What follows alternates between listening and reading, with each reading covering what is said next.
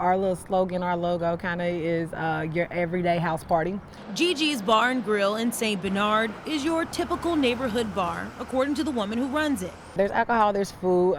We do have promoted nights, so some nights are a little bit busier than others. But the house party is over. Last Monday, Nakaya Grooms came into work to find the locks had been changed and her business shut down. I was traumatized. Like, I was shocked first. I was shocked. I was confused. I didn't understand what was going on. I wasn't warned about anything happening or locks being changed. Nakaya had only been in business for the last 6 months.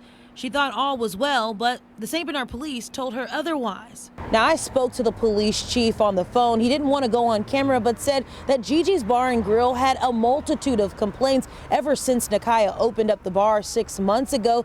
He didn't want to say what those complaints were about and says that the decision to change the locks was ultimately up to the property owner. The man who owns the building is Joe Van Zant. He called me as I was conducting our interview with Nakaya. I own the bar. According to Van Zant, the St. Bernard Police Department gave him an ultimatum. Close it or we're going to go to Columbus and block your license. He's talking about his liquor license. Van Zant says police believed the crowd that Gigi's attracted was loud and dangerous. The policeman said, Joe, let me tell you what's going to happen.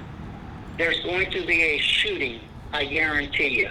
Nakaya says it doesn't make sense. She's never had a noise violation that she knew of or a concern that things would get out of hand. They haven't had to come in my bar for any kind of violent issues, to break up any fights, any kind of violent nuisance. I asked the landlord about the lease and why Nakaya didn't get a warning before the doors were locked. If you really want to know the truth, I'm sorry all this happened.